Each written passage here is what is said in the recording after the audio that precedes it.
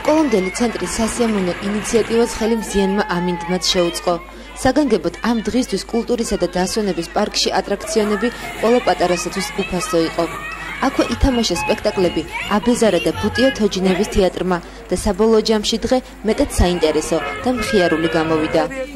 სკოლამდელი აღზრდის ცენტრს აქციის ჩატარებაში დახმარება კულტურისა და დასვენების პარკთან და თოჯინების თეატრთან ერთად მუნიციპალიტეტის გამგეობის საწარმო შეპესა მუნიციპალურმა ტრანსპორტმაც გაუწია, რომელმაც სხვადასხვა საბავშვო ბაღებიდან ჯგუფების ტრანსპორტირება უზრუნველყო. დღეს დავიწყეთ ბავშვთა უფლებების დაცვის დღისადმი მიძღვნილი კვირეული.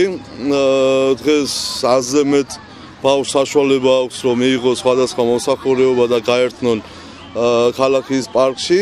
ეს წარმოდგენილი არის როგორც სოფლის, ასევე ქალაქის საბავშვო ბაღის აღსავსრდელები, მშობლები, პედაგოგები. ვფიქრობ, რომ ეს ღონისძიება საინტერესო იქნება ბავშვებისათვის, რამე თუ მათ გაულამაზეთ დღეები.